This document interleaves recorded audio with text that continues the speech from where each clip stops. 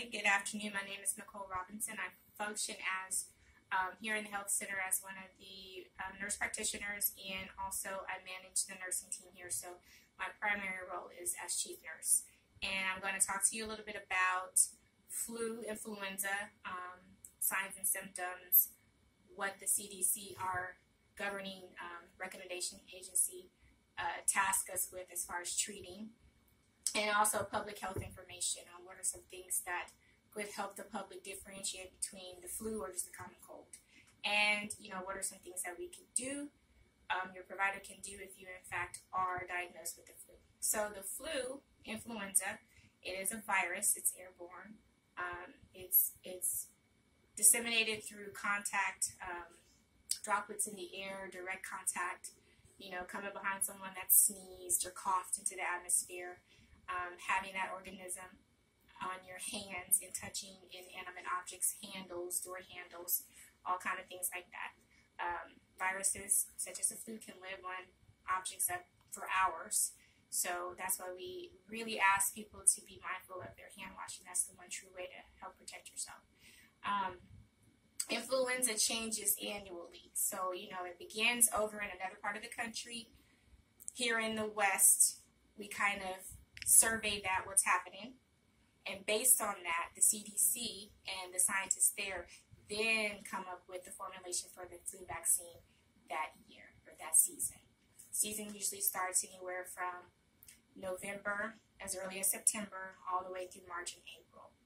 So those are the peak times where we're asking people to protect themselves and become immunized, especially populations, the older population, the infants and small children, are those that are immunocompromised with HIV, AIDS, cancer, things that are chronic diseases that if they happen to become infected with the flu can be devastating to them. Signs and symptoms of influenza is very tricky. However, there are some very specific signs that quickly, if you have them, from a provider's perspective, it's easy to kind of tell, okay, I'm looking more towards the flu. Body aches, fever, great fever like 102 that comes on all of a sudden.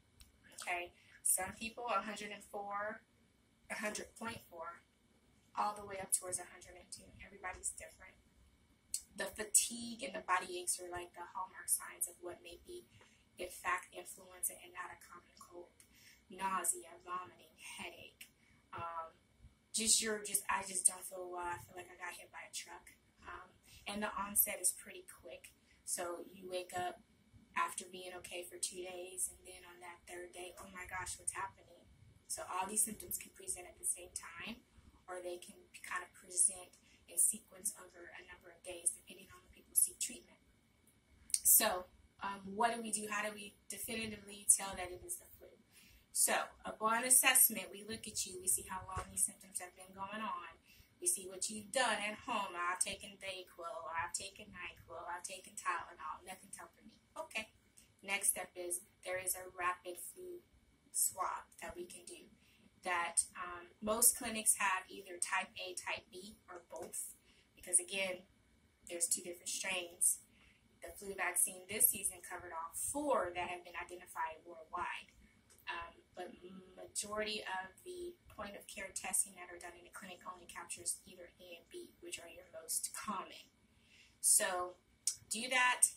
Unfortunately, it's not a very fun test, but it is necessary. So it's a swab that's stuck down through your nose to touch the back of your pharynx. It tickles, but it's not painful. And so we take a sample, come right back out with that. We process it in a solution.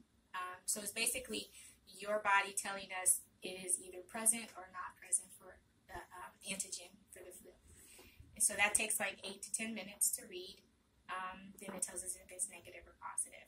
The other thing that we tend to do in practice is if you tell me that, oh, I feel sick, actually my brother had flu, or my girlfriend or my boyfriend had flu. Evidence has shown that it is recommended to go ahead and treat because of exposure. Depending on where you come in to see a provider based on your symptoms, you may not have just manifested any symptoms yet. So depending on if you in fact have positive exposure, we can treat with the medication called Tamiflu. Now there are specific guidelines on that.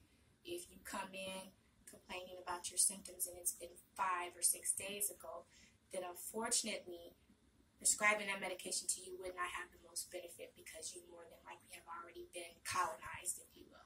Okay, so really to best capture getting you better as far as having your symptoms be reduced or not severe is to get to the doctor within 24 to 48 hours after you feel like crap, basically, okay?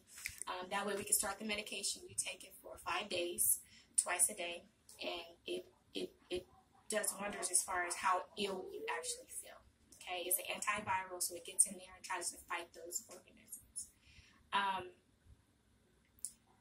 What else can I tell you? The tips that I like to give patients as far as how to prevent, contracting the flu is really be mindful of your surroundings. If you know your friends are sick and they have confirmed, flu, they tested positive, tell them, you know what, I'll call you on the phone, we'll text, I'm going to let you get well, and then we'll hang out again. Really just being mindful of who you're around, washing your hands. Can't stress that enough. Again, organisms live for a long time, up to past 72 hours on all the things we touch, which is why hand sanitizers in most public places now use it. It's your friend. So really just being mindful of that. Covering your cough in the crease of your elbow. I know it seems silly, but you're not touching your hands, right? Your clothes, you can take them off, wash them, do whatever, but your hands are still protected and you're going to wash them anyway, right?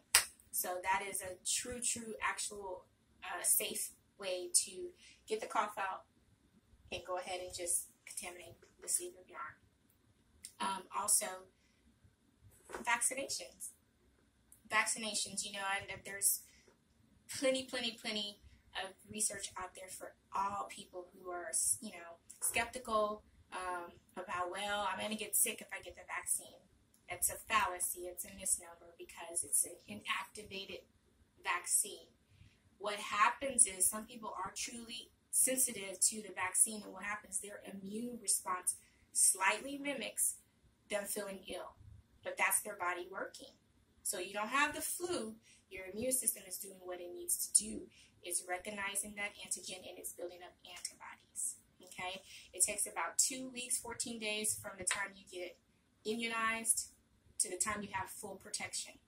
Okay? Depending on your age, some people need to get 2 vaccines. We split it up. For our younger adults, they usually get 2 vaccines because their body is turning over cells faster.